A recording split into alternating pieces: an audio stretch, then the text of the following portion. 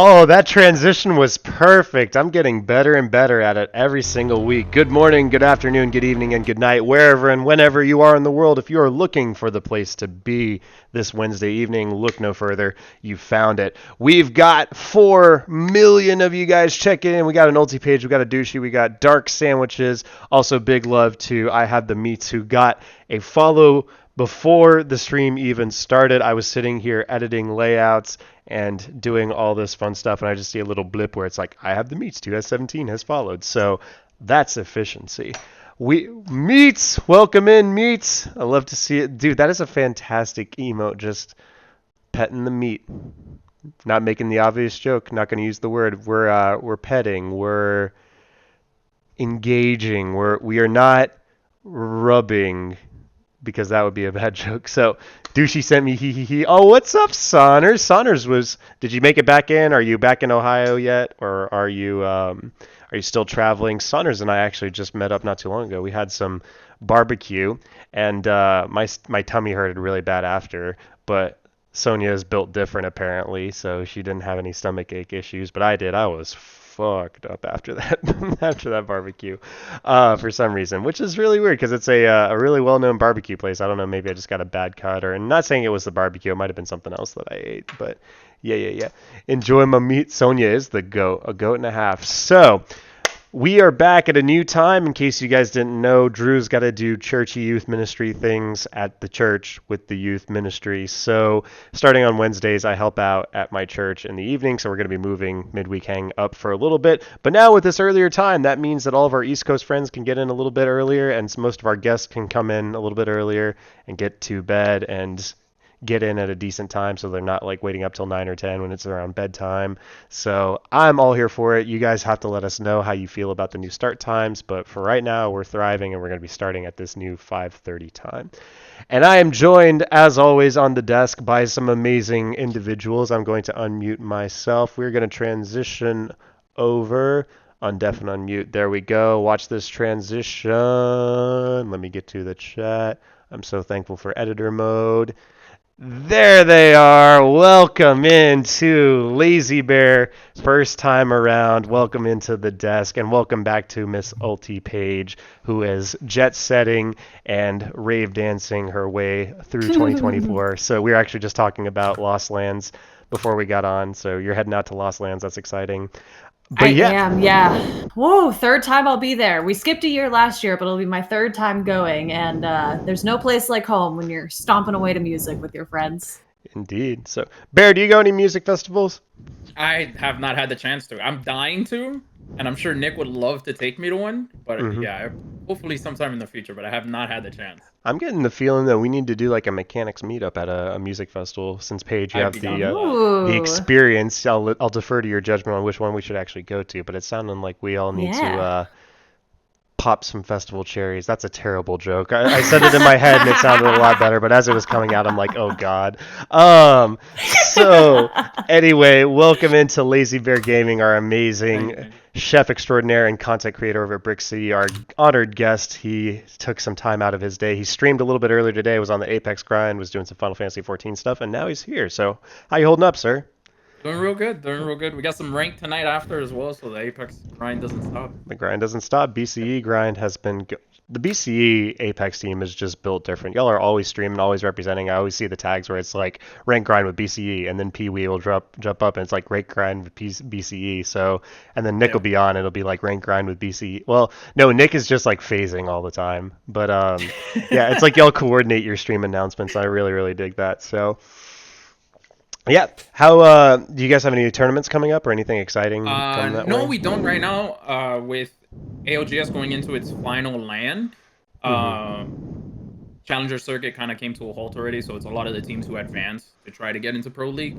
Right now they're having they call it the BLGS instead of ALGS. I'm not sure what the difference is. This is like the first time that they actually do it, but I'm assuming it's like a kind of like a second chance for the Challenger Circuit. Okay. But we're all kind of just taking a break right now. We're doing some fun tournaments for his and hers. They Yeah. have like Cougar League, Hive Royale. They have different brackets for different skilled players and everything like that. So that's pretty good. So you're not like if you're someone who just came in or just starting out in Apex, you're not playing against these demons who like should be in Pro League. But Yeah. they give you a chance to kind of put in a friendly way, all the bots together, and then they put the people who are a little bit more advanced, and then the people who are a little bit even more advanced, and then you have the scrim players and the people who do compete competitively and everything like that. So it's pretty good. So the bottom fraggers and the sweats are in one lobby. The top fraggers Yeah. and the the challenge. By the way, Pee Wee in the chat. Pew pew. BLGS is open signups for anyone. Okay, so it's like an open, and the other one's an invitational. So Pee Wee, we were just complimenting how the whole team, like you guys always coordinate your Twitch go lives, and it's always the rank grind with BCE. So I feel like once y'all actually get a championship, I may just have to get that tattooed on like my leg or something. So. Rank grind with BCE. I don't want to say anything on record though, so don't hold me to it. But this is now on a record and now on a VOD, so yeah. Yep, clip it. Yeah. So Drew putting up, but no, I think that'd be interesting getting a tattoo if one of y'all went. So yeah, appreciate you giving us the down low. So you are on the Apex team over at Brick City. You're also a content creator as well. And sorry, we're kind of putting the cart before the horse. But why don't you give us a quick rundown? Do you want to give us a quick couple minutes? Give us your story, what you're doing, how you got into Brick City, all that good stuff. Yeah, I mean, where do you want me to start? I started streaming like 4 years ago. There you go. That's a great place to start. Yeah, I mean, got into it. Grew up playing video games my whole life. I wasn't always like good at them. But for some reason, when I started streaming, I started taking it more seriously. I got into streaming when COVID started, like everybody else. And then from there, just kind of, I saw myself get better, and I was like, oh, okay, I can actually do this. It's something I can take seriously. We started streaming COD. We moved over to Apex once we were done with that, and Apex has been the go-to game since then. I never thought about competing competitively, always because like I've always seen where the pros are, and I was like, oh man, I can never be on that level. But Apex is one of those games that you can see yourself progress and really feel yourself getting better. And looking back at old clips and seeing where I am now, it's been a long road of getting stomped on and doing the stomping now. With still so much room to learn, there's always endless room to grow and to be able to learn new skills when it comes to Apex. And the competitive scene has been very humbling, because there's just people out there there's always someone who's better than you, right? And coming across them is a very humbling experience, and it's more so of like I want to learn that. How can I learn that? I want to get better at that. Nick teaches me like a lot of movement stuff. And the team has always just been able to perform well together. We get along. We're able to play together, and it's always a good thing with the fact that like you're playing with your friends. It makes it that much easier, I guess you can say, because a lot of times these Apex teams go through a lot of roster rotations. You see it on Twitter all the time. It's roster mania. This person got dropped. This team got dropped. This person's getting replaced. This person's looking for a third. And it's been it's been good, the fact that we've been able to stick together through the entirety of CCs. Not a lot of teams even stay together for one weekend of Challenger Circuit. That's crazy. The fact that we were able to, we have our differences and we have our days where games don't go our way. Someone's having a bad day. But at the end of it, we're still together. We're still a team, and we power through, and we try to work out those differences and just try to improve and get better and put Brick City on top. Brick City on top, BCE on top. Pee Wee dropping it in the chat, and you guys can follow suit. That's one of the hashtags, the many hashtags of Brick City. No, that's cool. I think you mentioned a little bit earlier how Apex doesn't get stale, and I think when you're grinding to become a very competitive player in any game, just that feeling of freshness, like in games, other esports like League of Legends and other stuff, or Call of Duty, it's like, hey, here's the top meta builds, and you just like pick this and you click the same buttons every single time you do the same build. There's not a lot of variance, but it's sounding like Apex is a little bit different. Could you break that open a little bit more? Like, what have been some of... So yeah, Apex, like any game, isn't without its faults. We've gone seasons where like 3 legends are the meta, or several seasons where guns are just dominating. Like right now, it's the Turbo Havoc that's dominating, and there's really the legends I think are pretty much in a balance place. A lot of people are playing a lot of different things. There's always like those 1 or 2 legends that people kind of lean on. But with Apex, honestly, a lot of the times it really comes down to the patches that they put out and what the changes are that they make to the legends and the guns. I feel like with game, and it's not that one game is better than the other. I do love COD, but I really do love Apex. But the one thing that I feel like separates Apex from COD is really the skill ceiling when it comes to performing. In COD, it's always been one of those games that you can just come home from work, load up, and you play. In Apex, really just one of those games where you miss a day of Apex, you're gonna play like crap. Yeah. Where you miss a week of Apex, Wow. you feel like you're 3 months behind. So it's one of those games that you have to like consistently play and consistently try and improve yourself in. That honestly I love about it. Keeps me engaged. It keeps me wanting to constantly improve. You know, even someone like me who I'm not above a lot of people, but I consider myself a very well-rounded player, and I have my days where people are, they're stomping me, and there's days where I'm dominating, and it's a constant back and forth that really keeps me engaged and kind of drives that intensity to want to get better. Sure. And I think that's what separates it, honestly. Yeah. So Cha-Cha, welcome in, by the way. Cha-Cha just mentioned in chat, I took off 6 months and I feel like eons behind. It reminds me a lot of chess, actually, because like chess is also one of those games. For those of you who don't know, I play chess competitively and I also coach chess part-time. So like as a chess instructor, I do a lot of instructing and stuff like that. And when you're teaching beginners and stuff like that too, it's really just going over the fundamentals, which can be good and everything. But like I haven't had a whole lot of time to study my personal chess and like get better myself. I haven't played a tournament in a while, but I even noticed myself like if I take a couple days off or even a week off of chess, sometimes it can be good, but for the most part, I just feel like I'm way behind or like my tactics or my vision isn't good. So it's interesting how some games just command that amount of commitment and that amount of respect. And I think it takes a certain player, yourself included. Like you can't just casually, like you said with Call of Duty, you can kind of just spin it up any single night. And that's not to take away from the brilliant work that Call of Duty professionals do, but it sounds like Apex professionals are a lot more methodical and you have to be a lot more precise and a lot more consistent with the game versus others. Would you say that's a good call out or? Yeah, pretty much. And like I mean, and like you said, it's not to take away from any other pros that play Call of Duty.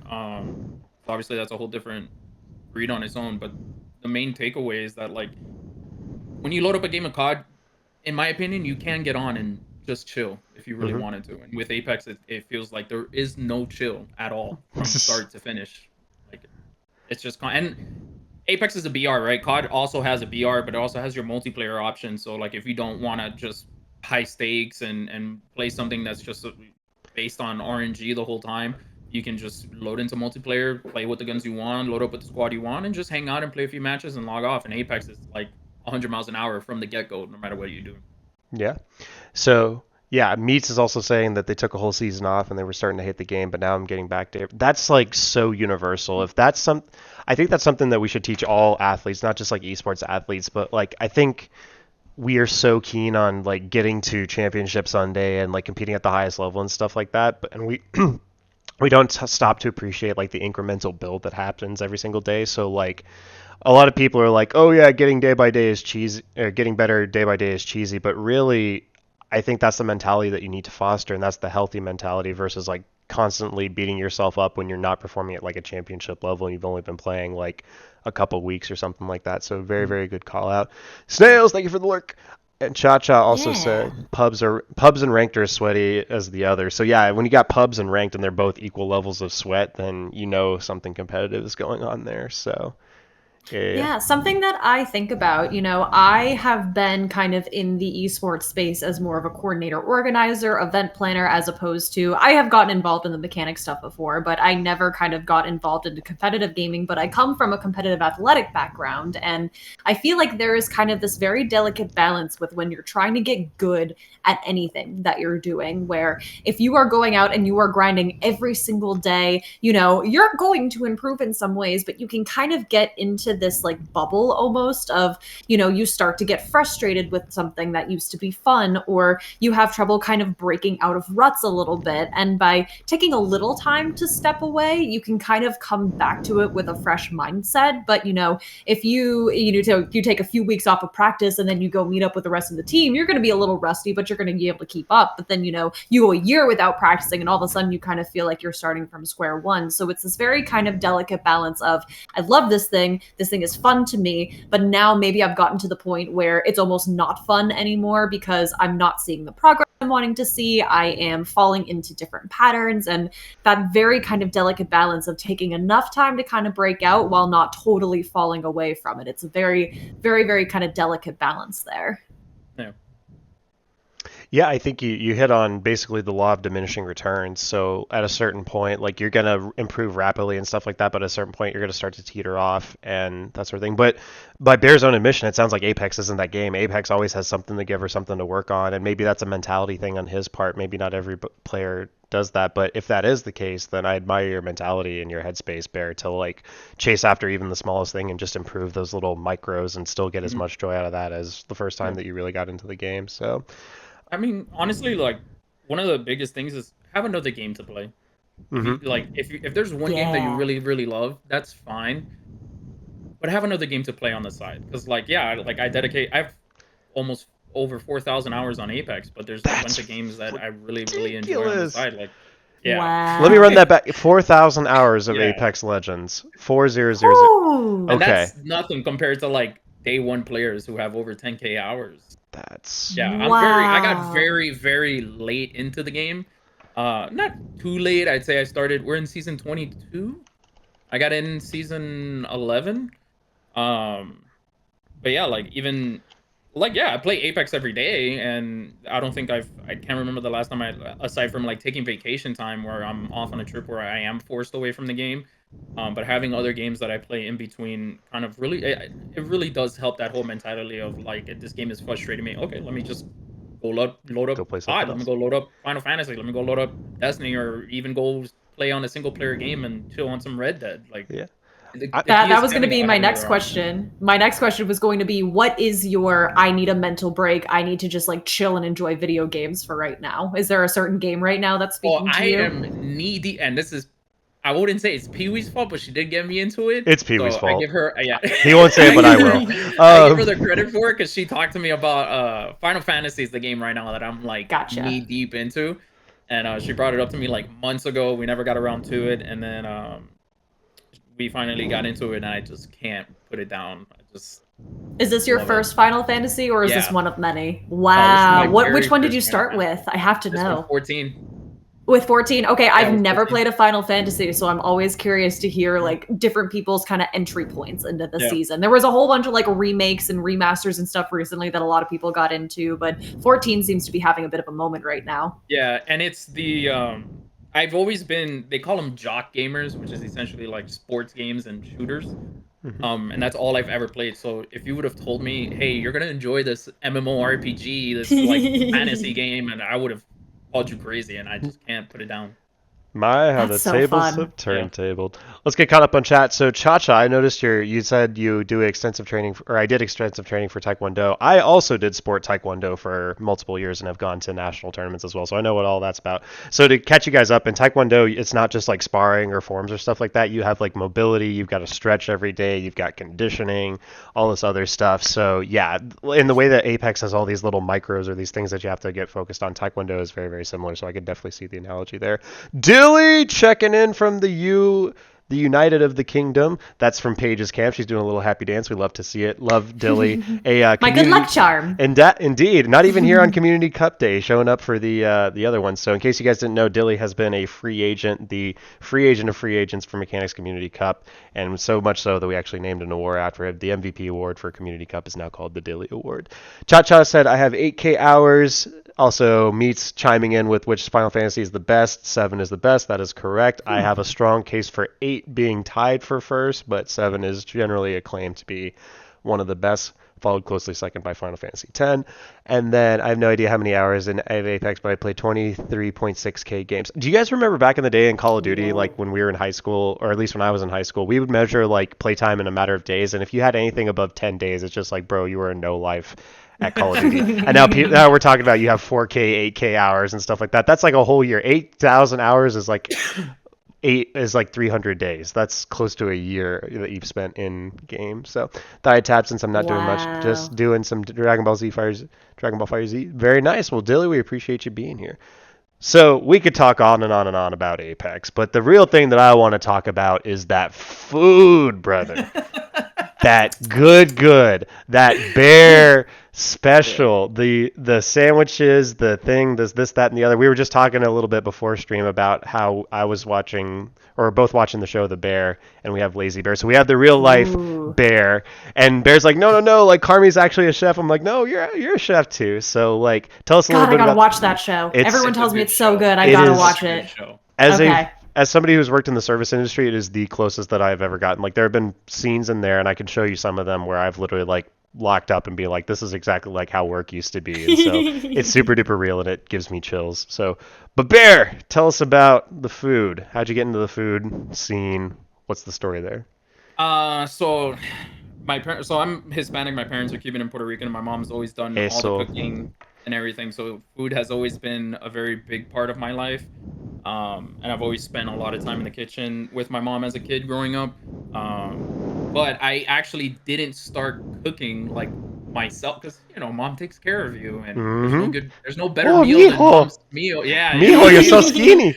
Yeah, for real. And I'm gonna make you mole. I get out of high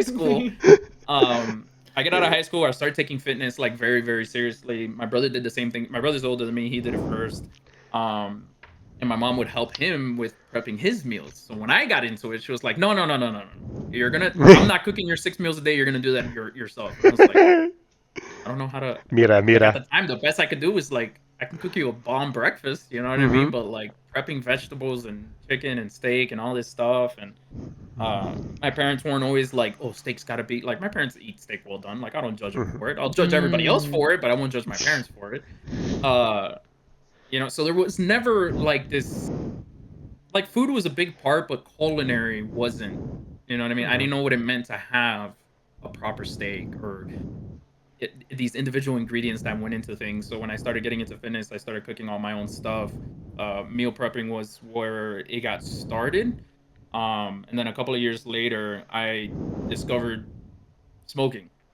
And hits and smoking meats. Let's clarify. Smoking meats. Yes. Don't take that one out of context. Yeah, sorry. Smoking meats. Barbacoa. The good. I started watching all these YouTube videos of like Malcolm Reed and Heath Riles and all these barbecue champions and watching their methods, and I was like, I want to do that. Like, I like all the fancy stuff. I like being able to like put an actual like meal together in the kitchen, but like I started with actually doing barbecue and smoking meats and everything like that. And I started doing a catering business in Miami for a short while before I moved out to Texas, it did pretty well. I was starting to get customers, and then I ended up moving. So I moved to Texas, barbecue central of the states, and I worked at Heart 8 Barbecue. Yeah, worked at Heart 8 Barbecue. I know Heart 8. And that was a great time. Not the best brisket in Texas, definitely not a traditional Texas brisket, I will say. But everything else was, working in the pits and working with the smokers and everything like that. It really drove that desire to want to learn more and improve more. And then I really wanted to create like a fusion between the Hispanic foods that I grew up in and the barbecue foods that I started learning how to do. So barbecue was our biggest focus for a very, very long time, and I got really, really good at it. In my opinion, I make some of the best ribs and brisket you could probably have. Maybe not next to what's his face over in is he in Austin? I think he's in Austin, Texas. Oh, Aaron Franklin? Aaron Franklin. Yeah, definitely cannot hold the torch to that man. But in my opinion, and in people's opinions who tried it, some of the best stuff that they ever had, and I figured, wow, I'm onto something here. And then once I started making content, I started getting comfortable with actually putting recipes together and actually being able to like learn knife skills, being able to have the better equipment and putting things together. We'll show it, but like one of my favorite things to put together was a combination of like a Cuban sandwich and a burger, and I made a Cuban sandwich inspired burger. Oh my god, that sounds one so of the best things that I've ever made, aside from like all the other stuff. And even the steak sandwich was just something that was like a combination of different videos that I saw, and it was like some person made a steak sandwich, some person made a cowboy butter, and I was just like, let me smack this together and I'll throw my own twist on it. I do have a bad habit of watching recipes and not following it completely the first time. No, but I mean, like, that's chef. I'm gonna use smoked paprika, and then I wonder why the recipe didn't come out the same. No, but I mean, you've got to try that out. And I mean, that's chef behavior too, because like chefs, Yeah. they'll just go and they'll eat, and it's like, I'm gonna steal that, I'm gonna steal that, I'm gonna steal that, and then you make your own dish. And sometimes it flops. You got to go back to the lab and do some stuff with it. But like making those little things, it's like, I don't like paprika here. I'm gonna use smoked paprika. It's like, let me add Yeah. some fennel here or anything like that. That shows an awareness towards the dish and the flavor profile Yeah. that you 'Cause want. So, essentially, you can. My bad. You can really, when you do cooking or you're a chef or you're really really into foods, you can look at a recipe and you already know how it's gonna taste. hmm Essentially, and I know that sounds crazy, but it really is a skill that a lot of top chefs have, that they can taste foods in their mind already what they're putting together, and it's like, okay, I know this is what it's gonna taste like. Let me change something and see what's gonna happen. It might not work out, but it might work out, and I feel like that's really what it is, and not really the lack of following yeah. directions. Same, because I season with my heart. I love it. Cha cha. Pee Wee just going in with the yep. So Yeah. yeah. But I mean, in the world of culinary, you can land on so many different things. There's people that spend their entire life studying sushi, or their entire life studying like soups and sauce and stuff like that, and making the perfect sauce. But barbecue is one of those as well. Like you could spend your entire life, and some people have, and they've literally written the book on barbecue. So I'm glad that you landed on barbecue, because it's in your blood. It was given to us by the Native Americans and popularized like in Mexico and South America before it came to the United States.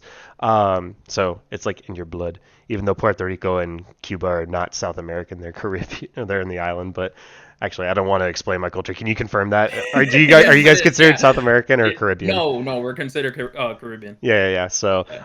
I'm eating crow a little bit here. That's my bad, everybody. He's complained enough, and I always ask, "What did you change?" So yeah. To try and to fail. So some things are Yeah. gonna work, some don't. But that's the process. You've got to And learn. bringing that like creative energy into it, like it's food is a very important thing, and it can be serious sometimes because it's so important for us to have, but being able to like have fun with it is something that I have like really tried to embrace as someone who, admittedly, I always tell people I hate cooking, which is like a bad blanket statement to make, but I haven't taken the time to really get good enough to be confident in myself, is really what it comes down to. But it's just this idea of like, let's do this thing and just have some fun with it. And we might make a total mess of it. We might mess around with something and have it really not work out. But like, it is what it is. Like last night I just like baked some salmon and made some rice for dinner. Very basic. And I love just smothering everything in lemon, just lemon juice. I love Yeah. it. So we made our salmon and I put it like on top of a bed of rice. And then I poured a bunch of lemon juice right on top of it when it was done. And the fish was great, but the rice underneath absorbed 99% of the lemon Yup. juice. So then The the starch, fish was yeah. really dry and the rice was so lemony. And I'm like halfway through eating and I'm like, hun, this rice really isn't good. He's like, you're right. It came out kind of terrible. But we like kind of just laughed about it. We were like, all right, next time, separate bowl of rice and fish on different plates. Got it. But it's like, I could have like, in that moment, I could have been like all upset of like, oh, I ruined our meal and this sucks and I don't like it, whatever. But it was like, yeah, that was part of the learning process. I tried to play it a certain way and it totally backfired on me. And now I have that knowledge. And I think having that ability to be creative and like play with it a little bit, play with your food just a little bit, I think is good. Yeah. To try and to fail. So yeah, no, rice is basically the sponge of the food world. So it will suck up any sort of thin liquid. I'm trying to think of how I would tweak that recipe. Just like, I mean, if you added a little bit of fat, like if you did like a risotto or something a little bit like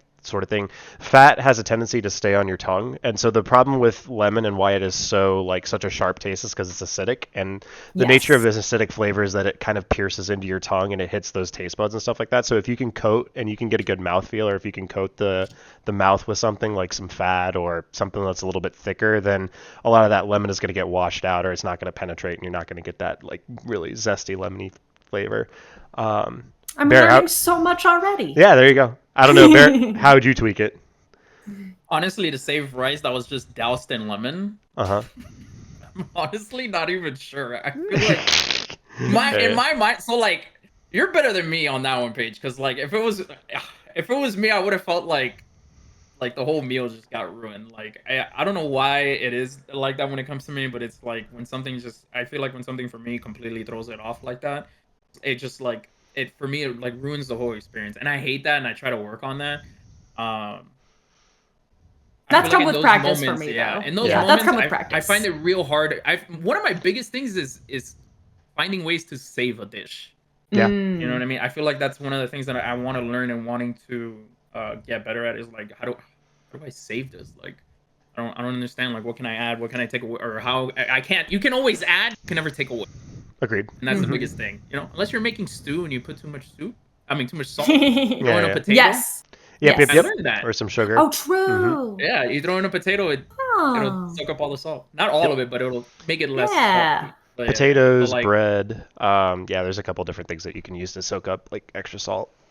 Yeah, but like I've tossed made croutons mistakes in there. Making rice, putting too much salt in rice, and I'm like, there's no saving this. Like especially rice, right? Like it absorbs everything. There's no saving that. So it's very challenging for me to save dishes, and that's definitely something that like I struggle with, and I just want to work on because there are ways to do it. And I feel like when it comes to those situations, I can't.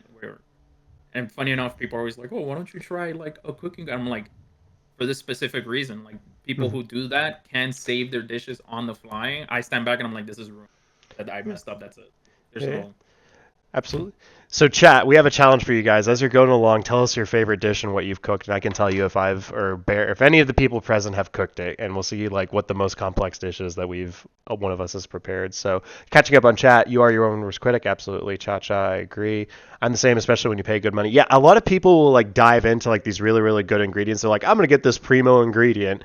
Like I'm going to get like Angus ribeye steak or like dry aged steak or anything like that. But it's like, dry age is cool. It's got the fun because you got the what's the pellicula? What's the P word? Like the scum on the outside and everything. But it's like pellicula. I can't remember like the exact. It starts with not sure. Either. But it's like dry age is like a thing, but it's another technique altogether because you have to like get rid of the outer skin, the pellicula or whatever, and then you have to like treat it a different way. It's a completely different flavor profile. It's a little bit more unctuous. So like.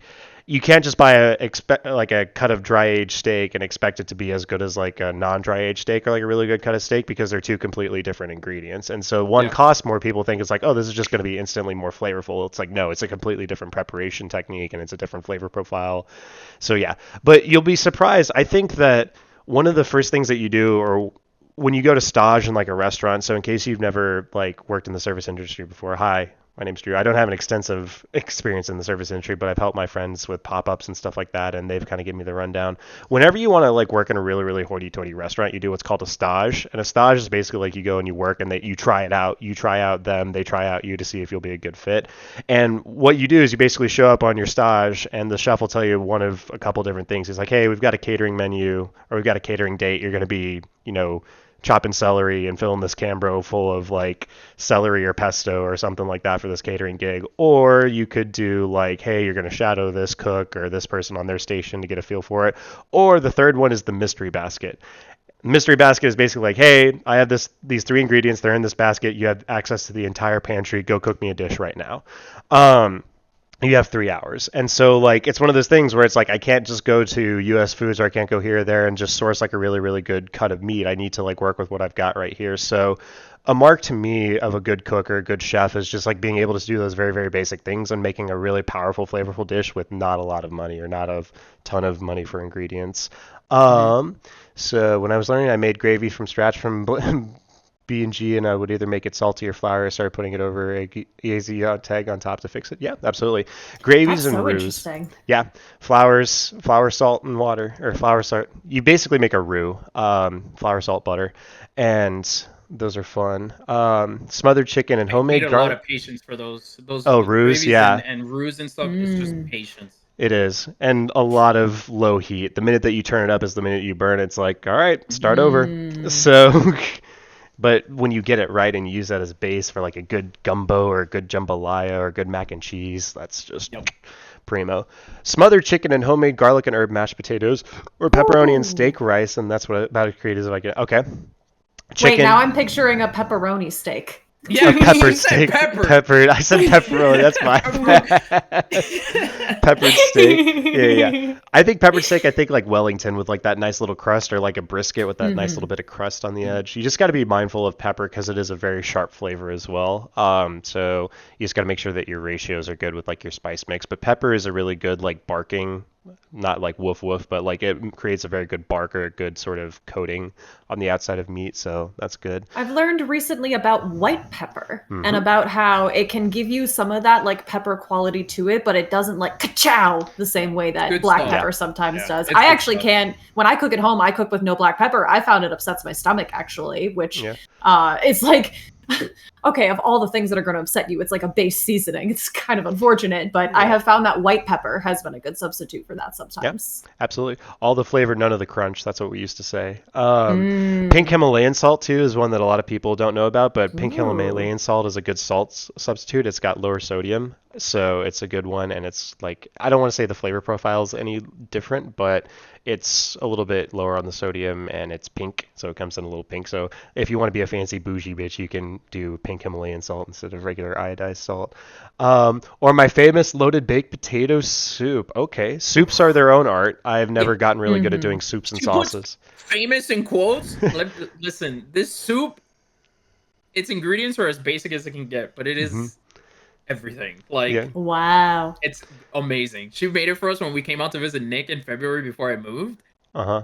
I wanted to eat the whole damn thing. Like, we had soup for the next day and we were eating it again, but that was fantastic soup. Like, I don't care what she says. I don't care if she downplays it. That was fantastic soup. Is it like chunks of Nice. potato, or where does the potato go in? Because potatoes and soups are very tricky.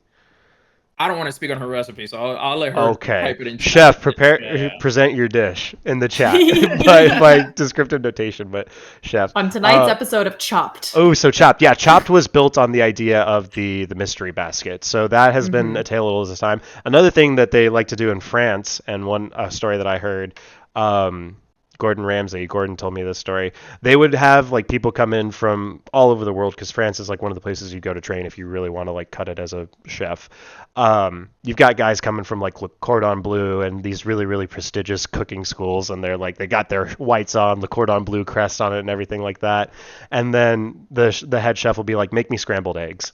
And if you cannot fuck up a plate of scrambled eggs, or if you can do scrambled eggs right, you can probably handle the rest of the recipe. But you'd be surprised how many people walk through and they don't know how to do basic eggs, or they fuck up like an eggs. And then the other fun part is that once they finish like a service or a couple of weeks of service, they'll have like their Le Cordon Bleu whites or whatever. But there's an old joke that like, and I've seen Gordon do this on like a show one time, but they would take the Cordon Bleu crest and they would literally like cut it off. It's kind of like cutting your tie in sales. So it's like, yeah, you're not Le Cordon Bleu anymore. You're part of this kitchen. So, Wow. just washing the rice. Cha-Cha knows the secret. You got to wash the rice. Do it at least Always twice wash to the rice. get the starch off. Yep. Wash your rice. And then if you want Wash really, your really, rice. if you want good sticky rice, add about 1 part mirin to 10 parts water, and that's how you get sushi rice. That's how you get the sticky stuff. So if you want a little consistency. Rice, we could do a whole thing on as well. Peppered steak uses white pepper. It's actually a skirt steak sliced and cooked into gravy with bell peppers and onions. Shredded frozen hash browns. Okay, so the way that I would do a loaded baked potato soup, I would do, because I'm thinking like loaded baked potato, doing like bacon bits, but like I'm not a big fan of pork, so I could do like brisket burn ends or like some sort of fatty offcut. And then I would sear that off so that you get a little bit of that fattiness. And then I would start like a stock. I would probably do like a beef stock or something like that. Or if I was getting really bougie, I would make like mirepoix and like put in some bones and make my own stock. But then I would do like beef stock and then let those like simmer so that they kind of break down and they're nice and tender. And then I would do all my vegetables and everything like that. I'm trying to think of how I want to get it to thicken just to get to like the consistency that I want, because I think loaded baked potato you want to be a little bit more thick, but then maybe a little bit of cheese, some chives. So that's why I'm like, I see this dish in my head, but I want to see how Pee Wee does it. So Lamau shredded frozen hash browns. Okay, frozen hash browns works too. So, I love hash browns. Oh my God. It's such a nice like warm home good soup that she Yeah, does. yeah. And but I don't know if she's the cook or I'm the cook when she's gonna be here, but you complement each other. Every cook has like another person that backs them up or teaches them a thing or two. So you could teach her barbecue and she teaches you soups. So yeah. But I'm loving these dishes. This is fantastic. Peppered steak, yeah, white pepper, all the crunch or all the flavor, none of the crunch. So Bear, you've made some videos recently. Do we want to take a look at these and do some reactions? And yeah, let me I don't know how much critique you want. I don't know how much of a I'll take it. All right. When it comes to food, any critique is good. It's good All right. critique in my eyes. Let me give you my... I'm so sorry, Drew. My dog is bugging me. Let No, me man, feed her. take your time. And I'll come right back. I'll be right. We're loading it up. Let's see here. There we Dog's go. food schedule always takes priority. Absolutely. Lazybearcooking. Here we go. While you load that up, I want to say thank you guys so much for joining us tonight. Absolutely. This is week 8 of the Mechanyx Midweek Hang, where our captain of the ship, Drew, has been coming online to hang out with some different people. Sometimes it's me, sometimes it's members from the Brick City esports team, sometimes it is other streamer friends, but we're just kind of hoping to continue to create a little cozy space here for us to hang out, catch up with each other a little bit, play some games when the nights call for it, and talk about some food, whatever kind of comes to mind, and also be able to showcase some creators that we really like and be able to, you know, learn a little bit more about each other and the stuff that we're doing. So thank you all so much for being here tonight, and I'm looking forward to this kind of schedule going forward. I'm very excited to be online at this time. This works out super, super well. Yeah, and Paige is much more eloquent in speech, and I'm also editing layouts, but I do appreciate it on behalf of all of us here at Mechanyx. Even if I am the captain of the ship, you guys are all the excited crewmates, and a captain is nothing without his crew. So thank you guys genuinely for being here. Make sure you hit the follow button if you haven't already. We've got meats as well. Thank you again for the follow earlier. So Pee-wee, cream of chicken soup, bacon, shredded hash browns, chicken broth, cream cheese, packet of ranch. Chicken base, okay. Yep. Secret seasonings, I gatekeep. Hashtag gatekeep boss. One chicken breast, shredded cheese, top at the end. Absolutely. I'm protective of some of my spice mixes, but not I am all saving of them. that. So yeah, good for you. Yeah, you keep your stuff. That is like the notorious grandma's written you a recipe and you're gonna make it the same way she's written it down, but for some reason it just doesn't taste quite as good because she may or may not have intentionally left 1 or 2 things missing to make sure that you still crave grandma's version at the end of the day.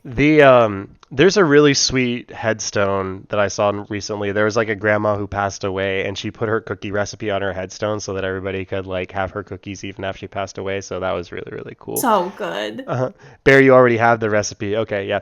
I have just a catch-all rub that I've been perfecting. I call it the good stuff, but it's paprika, cayenne, red chili flake, some white pepper, a little bit of black pepper for the texture, salt, and a couple other seasonings. But yeah, I very much have like, I know what's involved with like testing and creating a spice mix and going from there. So, alrighty, we have Lazybearcooking pulled up. If you guys aren't following or subscribed on YouTube already, definitely do that.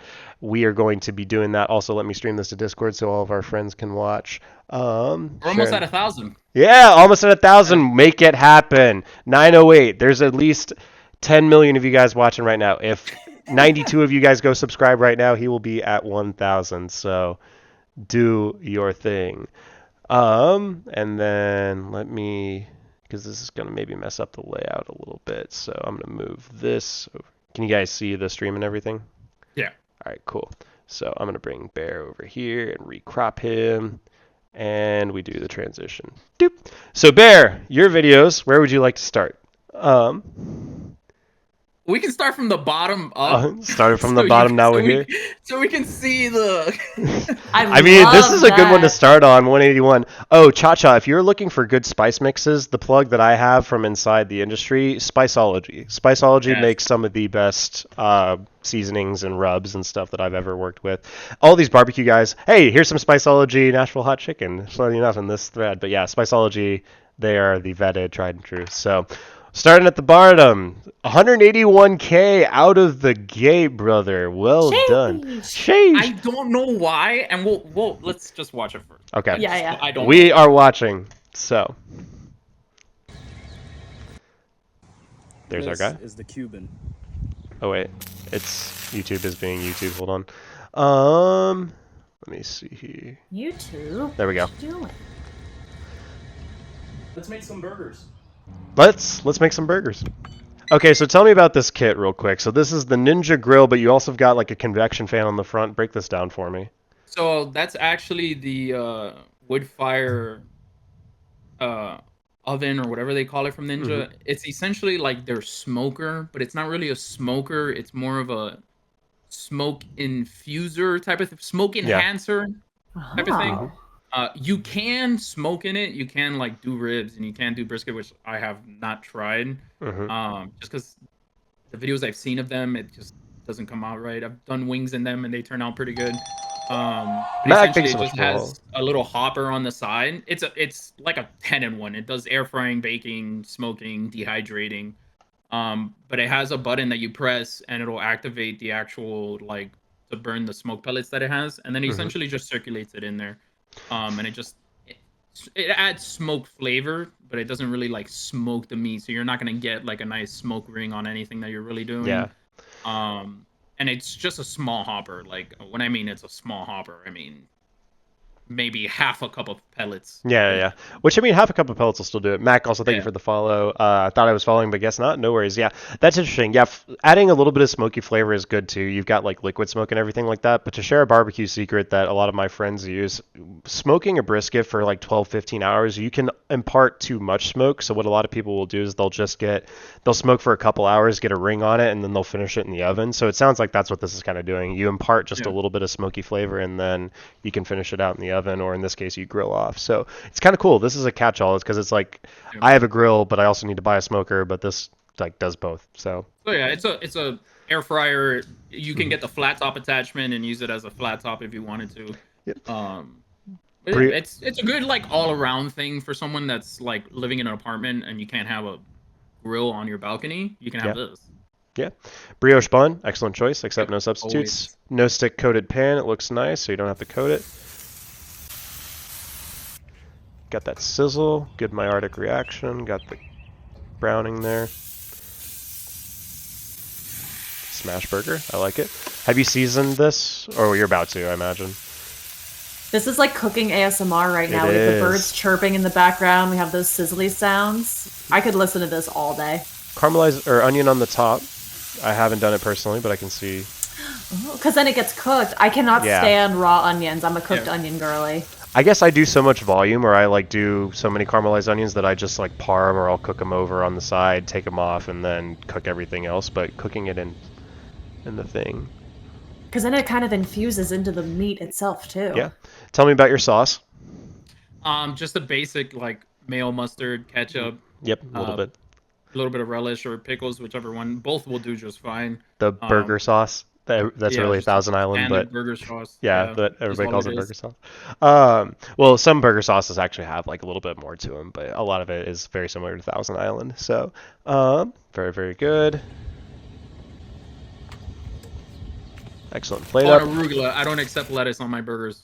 If I'm gonna put green, such a prissy gal. Such a classy. I love it. Love a man who knows what he wants. So arugula, very nice.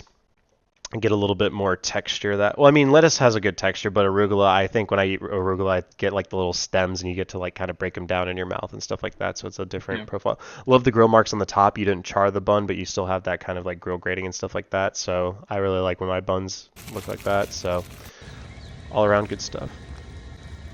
Just a simple burger that is, I don't know why. It was like I posted that like a year ago, and ever since then, it just keeps getting more and more views and more comments. And I've had some people, people are gonna leave their comments and stuff. There are a lot of supportive comments, which is great. Yeah. But on such a simple video, like I didn't think there was anything special about it. It was just a simple double patty burger, and I was really trying to showcase the ninja more than anything. Yeah, I think you did a good job. So I had questions about that, and then of course people with their opinions on American cheese, which it is what it is. But it's just I don't know why this one has done as well as it has, and I haven't been able to repeat it. All the other videos have really great views, but this one just for some reason keeps getting hit by views, and I don't know. I take it as it comes. So. Yeah, blessed by the algo. I love it.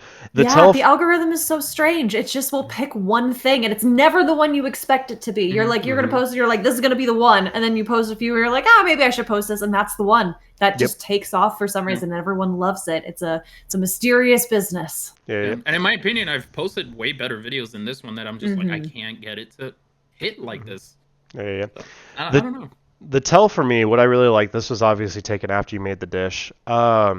Did you just go straight into the burger right after, or did you let it rest for a little bit? Or? Oh, no, I just went right into it. All right, sounds good. What I like, and something that you may not notice if you haven't cooked extensively burgers and stuff like that. Not that I have a ton of extensiveness. No grease, or I can't see this paper. Some people just get like greasy, dirty burgers, and that's a good thing too, because like sometimes you just need a really greasy burger, especially when you're hungover.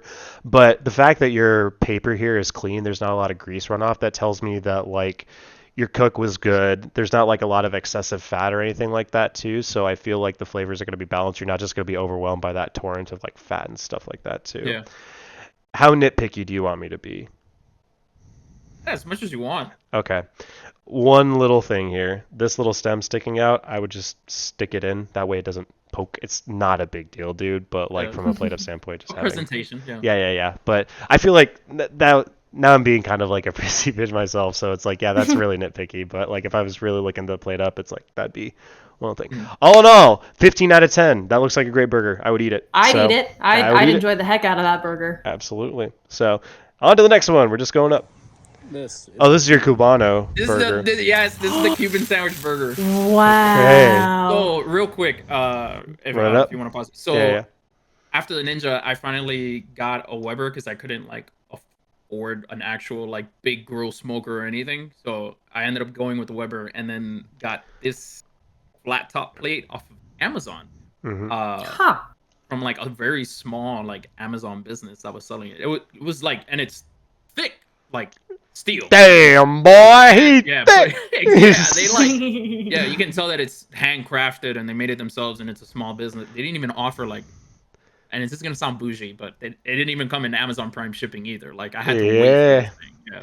Good stuff. Yeah, the nice machine kind of thing and everything. So I like griddles like this and stuff like that too, because you get like this nice caramelization and you don't get the grill marks and stuff like that. And plus you could do like hibachi and stuff like that too. Oh, that's a great question. Whenever I get together with my people that I make, or like cooks and stuff like that, my question is always, is Waffle House a hibachi restaurant to you guys? Serious question. Chat, maybe you can chime in as well. What do we think? Is Waffle House a hibachi? I think the only reason I would say no is because I feel like the Americanized version of hibachi is you have to be sitting around the table for a performance. Yeah. Like it is a performance catered to your table specifically. And I feel like because even though they're cooking it at the same type of table, like behind the bar, I feel like it's that experience of like, I will entertain you by flipping my knife around a whole bunch of times. And then, ooh, I'm going to squeeze some sauce over here. You want a little bit of sake? Like that. But like the idea, that question just by itself is so silly goofy.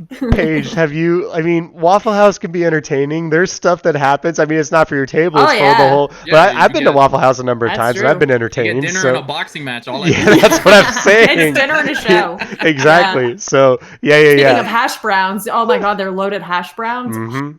Used to love getting those, but that's a very silly question. I have always said that my ideal stove wouldn't be individual burners. It would basically just be like a open grill hibachi slate. I just want to throw my food onto it and flip it around. I feel like I would be such a better cook if I had that. Absolutely. That's actually like Pee-wee's dream kitchen for us. It's not individual burners. It's just a flat top. Yep. I just want to throw it directly on. Then you don't have to clean pans either. You don't have to clean your pans afterwards. You just wipe down the thing and you're done. And you can use pans on it. You can literally put your pans on the flat top and it's going to heat it just fine. Mm-hmm. Yeah. Bear's going to get up in the morning and Pee-wee's just going to be down there. It's like, choo, choo. She's just practicing the little like onion train when you're getting All right. Back to this. Do the bumping heart. Yeah. And then you do the little heart fried rice. So, yeah. Yeah. Pee-wee can make me hibachi anytime. All right. Brioche again, except no substitutes. Oh, Cha-Cha mentioned earlier. Oh, sorry, as much as I love a greasy burger, it fucks up my stomach. If anything, fatty. 90-10 is really fatty. Like, I've never done anything with 90-10 just because the meat falls apart because there's, like, no structure to it. The most I've done is, like, 85-15, but I like a good 80-20. But, yeah, 90-10 would be a little bit extra. Wait, is the higher number the fat content? The lower number. So 90% oh, my God. To 10% okay. fat. I'm like, is this 90% fat? Like, no wonder it's falling apart. Or did I get that wrong? It's the lack of fat that makes it fall apart. So, okay. That makes way more sense. Yeah, when I was working in food service, I was cooking. Yeah, when you work that fry station or you start flipping burgers or flipping stuff on this griddle and just every single zone is hot and everything cooks evenly, it's like, yeah, I want this. Too bad it's like a $6,000 like industrial burner. Some sliced ham. Oh, I love cooking like sliced deli meat like that. Put a little heat on it, a little crisp on it. Yeah.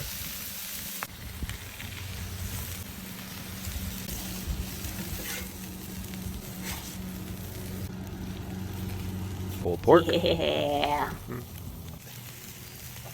Got the steamer set up. I like it. A little hat. Yep, yep, yep. That One, mustard on the freaking board two. bothers me to this day. Yep. That's where you need the little cloth to wipe up around the burger right after. They'd catch that at Expo. This is the Cuban. Beautiful. Yep. And you got the signature pickle on top. So Yep. I like it. I like it. So wait, I'm going to look this up because I may have misspoke. Oh, I'm curious. We're going Yeah, in for 90% research. lean, 10% fat. Yeah, I'm Okay. like, I'm 90% fat would be like unedible, but I just wanted to That's double what check I'm before I thinking, made yeah. myself an. I'm sorry I Yeah. broke your brain. No, it's all good, but delicious, piled high. I would order The, that for The sure. pork was actually, I didn't do the pork myself because I didn't have like the ingredients to do like actual lechon, which is Cuban style roasted pork. Yeah. So, or even, it depends who you talk to, Puerto Rican or Cuban. There's like minor differences with the two, but there was one Puerto Rican like place in Ohio where we lived, and I drove 30 minutes for this pork. Worth. I don't regret it Wow. because it was great. But yeah, I drove 30 minutes just to put a 60-second video together of a burger. You do what you got to do. I've heard of cooks or chefs doing way worse to source stuff. So, did you have to order in Spanish? No. Okay. I was about to say, because that's when you know it's the real. Not saying that it's not the real, but like if you had to order in Spanish for the extra flair, because yeah, abuelita's back there, abuelito's back there slinging like carnitas or pulled pork. Or I don't know. What's it called in Cuban? You said. So shredded pork is called lechon. So lechon, okay. Like that is called lechon, yeah. Okay. Wait, okay. The way that I just had like a light bulb go off in my head, Pokemon Scarlet and Violet Generation 9, it's based in like a Spanish speaking area. Like they base them all in real countries, so it's supposed to be like kind of like a Spanish area. And the pig Pokemon is named LeChonk. And that's what it's from. And I don't know if you saw it happen, but like the light bulb just actively turned on in my brain when you said that. So that makes a lot of sense then. I think I watched his the name's VOD. LeChonk. Yeah, that's amazing. Yeah. Fantastic. A lot of meat. I feel like I would get a lot of different textures, a lot of little flavors all at once, but I feel like you balance it well, and so the assault on my flavor buds would be more welcome. I would give this a 12 out of 10. Paige, what you got? Yeah. No, I'm a little bit picky when it comes to combining a lot of different foods into one thing. I think I would order that and I would thoroughly enjoy it. I would take the pickle off because that's just me being picky. But I understand like why it's established there, but I would order that and I would take the pickle out and I would enjoy the heck out of it. So that gets my seal of approval from the person who notoriously was like, I want all my food in their own separate little corners. We don't need to be which is stuff. completely understandable. Yeah, I remember the first time I had a burrito and my brain was like, it was the ratatouille moment of like the flavors are coming together and they make something and it's delicious. So pickle on the side and then you send it back and the chef is like, no mods, and puts the pickle on. And then I eat it anyway and I tip 30%. Yeah. So, moving on. Back on the Ninja. Got some smoked wings. Is that wings? Them some wangs. I love smoked wings. Everywhere around here does deep fried wings, and I miss smoked wings. And it gives them like a really nice. That's It unsauced. That's straight smoke. That's from it. So it gives That's ridiculous. Okay, so I need to go back. So this is unsauced. Did you coat it? Or yeah, I just used. So I use a couple of the brands that I really like. One of them is Killer Hogs, which is from Malcolm Reed. Yep. Which hopefully, if Malcolm Reed ever sees this, I would love to work with you on a video one day. So I would love to work with Malcolm Reed too. I have Heath Riles. Meat Church is a huge one that's in my cabinet as well. And those really are like the three brands that I like ride or die for. So for context, so this one's Meat Church is what it was, just all purpose. Malcolm Reed, How to Barbecue Right. This is the guy. So Hey, I'm Malcolm. When you think of like a stereotypical barbecue like dad, This should come to mind. This is the man that's going to teach you how to barbecue literally Aw. everything and make you feel real Yep. great. So, ladies and So gentlemen, cute. the legend Malcolm Reed from How to Barbecue Right. Go give him some love right after you give Bear some love. I don't think I've ever heard like one bad thing about that man either. So Nope, neither have I I. hope I meet And him that, one day. Everyone that meets him says he's really cool and really like down to earth guy kind of guy. And yeah, beard on point too. That's rare in like the service industry too, because everybody's got some dirt on. I don't want to say some dirt on some cook, but like if you fuck up, then like everybody knows about it. So, but yeah, you start to see nice little bit of charring with the spice, getting all the smoke out. My mouth is watering looking at these wings. Mhm. I'm so full right now, but I feel like kind of like we were saying, like I can just imagine Oh. in my head what that would taste like. And the newspaper, authentic, the thing that people miss all the Yeah. time. Fish and chips and wings should always be done on newspaper. So, excellent plate up decision. This looks fantastic. Frank's Red Hot, what'd you use to sauce these? Killer Hearts barbecue. Killer Hearts Barbecue. Okay. They're regular barbecue sauce and they're vinegar, so 50-50. Nice. Very good. You Fish gotta Pirates. do a little of both. Yeah. Good. Fries. I'm waiting for one of the... Delicious. I would have accepted celery and carrots over here too, but the fries, those are good. And a little rammy of ranch over here just to dip it in, but something tells me these don't need The ranch. rammy. I've never heard someone call a ramekin that. And Yeah, that's so little cute. rammy. Yep. little rammy. Little rammy sauce. Yep. So, good. I'm glad you know what a ramekin is though, so. Yeah. Oh yeah. Cool. And... I even bought the basket that it's in. Those like restaurant style baskets and everything. Yeah. you just stole it classic, from your like, local wing spot. Quintessential diner basket. Yeah. The I red. mostly bought them not for the videos, but I had seen a video of this mom who was like, "Want to do less dishes? Then I recommend doing this." And I was like, "Oh shit, okay, well that's actually a really good idea." And I found myself doing less dishes. You just throw Toss away the the paper. paper and you rinse down the basket. That's it. Yep. Tails is time. We got time for one or two more, maybe, and let's see. Should how... we go to some of the more, like maybe like the Um, 3 most recent or something, or is there a particular one you'd like to show off? Yeah, Bear, give us a curation, or Mm, what's your? you can definitely watch any of the rib videos, but if Okay. you want to watch one of the rib videos, it would be the one. Yeah, that one right there. This one? Okay. Yeah. Wait, this guy Going had on, a everybody, we're going to be making some honey chipotle spare ribs. Now, Good. we're going to remove the membrane off the Very back. good. We're going to score these You off. can make leave them it on nice, if you want and just score it, but it'll make the rib more and then we're going to chewy. use some mustard as a binder. We're going to be using the Heath Riles honey chipotle rub. That was so and, satisfying. Remember, what we do to one side, we have to do to the other. We're going to go ahead and take this over to the smoker where we'll set it at 275. And then we're going to slow. let these ride for about 2.5 hours. Apple cider initially, vinegar? Or apple juice. Okay, apple cider vinegar. Cool. And then we're going Sometimes a mix. Yeah. We use Dr. Pepper around here. That's a Ooh, fun I one. gotta try A that. 50-50 mix of ACV to Dr. Pepper. Or like you can spritz one round with ACV and the other round with Dr. Pepper. You just got to be careful with Dr. Pepper though, because it could get syrupy. So if you put too much up on it, it starts to caramelize and then your ribs don't cook correctly. All right, meat's starting to tear back from the ribs. That's one of the telltale signs that the ribs are cooking through. You really want these to recede about every off. hour. Once we get them off, we're gonna go ahead Nice and little just burnt end. keep it pretty simple in the wrap. Just a You know what they call this in Texas? The Texas cheat. The Texas cheat, absolutely. Don't you forget it. So, yep, the Texas cheat. So you wrap your barbecue, ribs, brisket, whatever you want. You wrap it in aluminum foil, heat side down, and it basically cooks your meat at a rate of 2 to 1. So, like as you're finishing it out and everything like that, you can basically get 2 hours of cook in 1 hour time. So it makes like a little oven or a little bit of a blankie to help just get that last little bit of warm breakdown. little bit of apple juice, some barbecue sauce, a little Good. bit more rub, and some Mike's Hot Honey. This was actually a very nice Good call. touch to the ribs. It gave it a nice little kick in the back end. And like You ever I done said, pizza with hot honey before? No, but I will now. Yeah.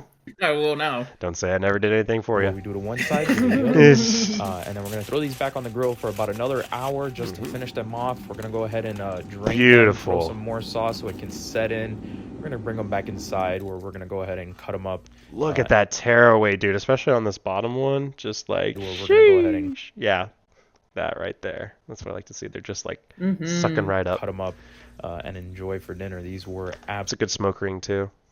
Let me take a look here. Yeah, look at that. That's beautiful right in there. and enjoy for dinner. These were absolutely amazing. Wow. What's going on, everybody? We're I just had ribs not too long ago at this barbecue place. that Sonia and I went to, and they had like a crust on there. It's like imagine like a brisket crust, but on there. And I didn't much care for it, but this I like. I mean, this is more a traditional rib where you just have kind of like the smooth and the glaze on it. So fantastic stuff. Yeah, I very much enjoy saucy ribs. I'm not, and again, living in Texas and stuff, they're not really saucy ribs. They're just salt and pepper based most of the time. Yep. I don't know. I just really like saucy barbecue. It's what I've always had, and I love the mess. I love being able to have the different flavors and everything. Like that, so. Sonia made me ribs when I stayed there for a week, and honestly, I don't even like ribs, but hers melted in my mouth. Yep, absolutely. Wow. So you have a good one. You have a good one, and it can wipe away all the things you thought about having some mediocre ribs. Yeah, absolutely.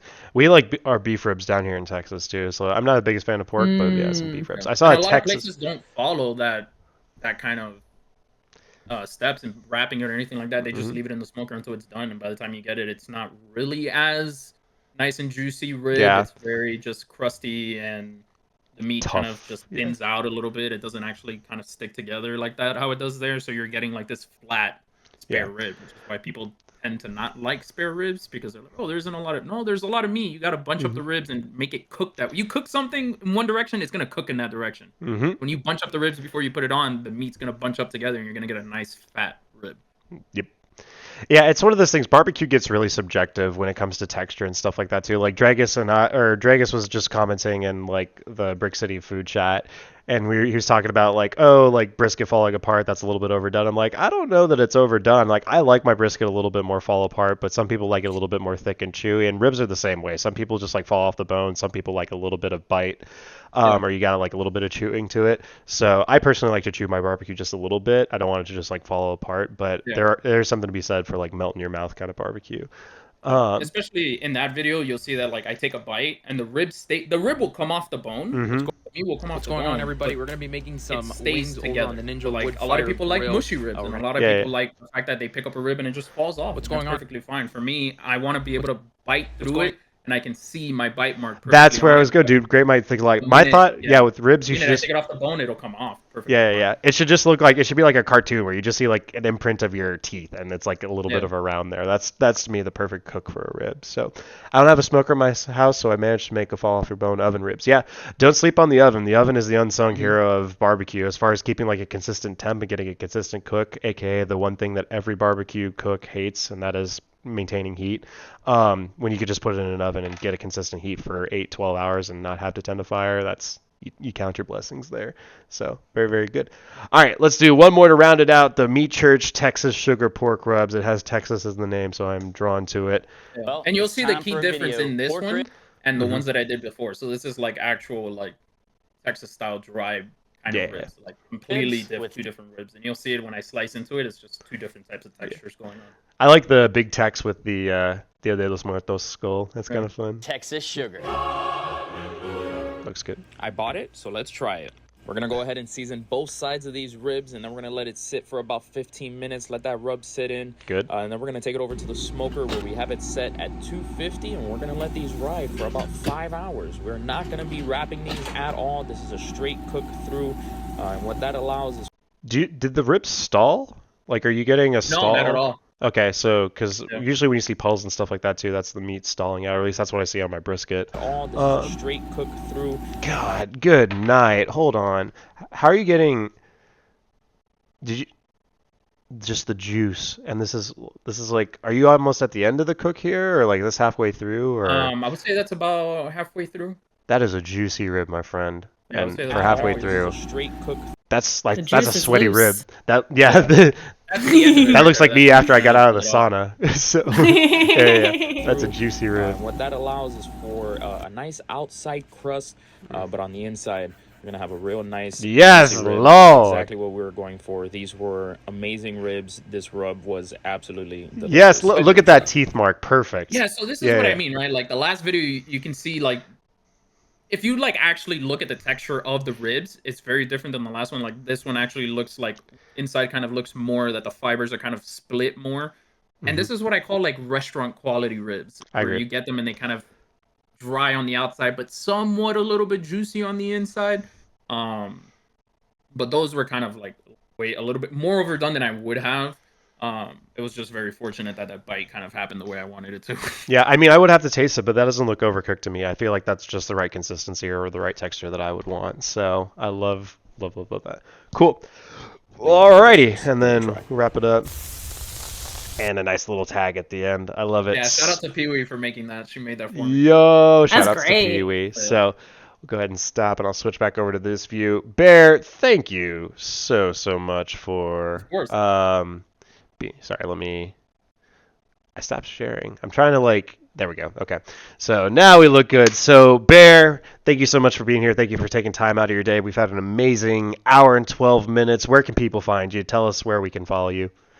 You can follow me on Twitch. That's LazyBearGaming _. I'm also on Twitter with the same name, and the YouTube is LazyBearCooking.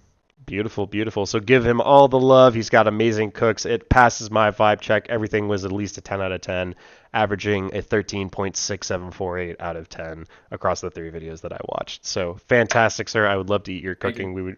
I'd love to do a barbecue exchange with you sometime. So whenever you're in the area, I'd love to have you.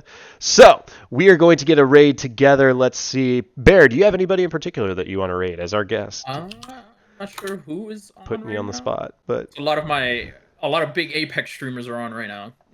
we can give the love to somebody smaller if possible, or if all you're the big streamers are on right now for me. yeah, or we can look at we can find somebody else if needed. Paige, do you have any ideas? I've got some streamer friends who are online. Got a couple friends who are streaming. Yeah, we can find someone to visit for sure. Let's do it. So I was typing out a raid call, and then I wanted to get a shout out in. And There chat, you thank you go. once again. Thank you to I have the meats 217. Thank you so much for the follow, Mac as well for the late but always here follow. We all get into that one channel where man, I thought I was following, but I guess not. So you guys have been fantastic. Go give Bear some love, and I love this emote, the rubbing the. Cool. Alrighty, so Paige is typing out our Mechanyx Yeah, cooked I've up got the a friend raid. Oh, that's a great message too. I like that. Cool. So we are. Let me send you the link. Yeah.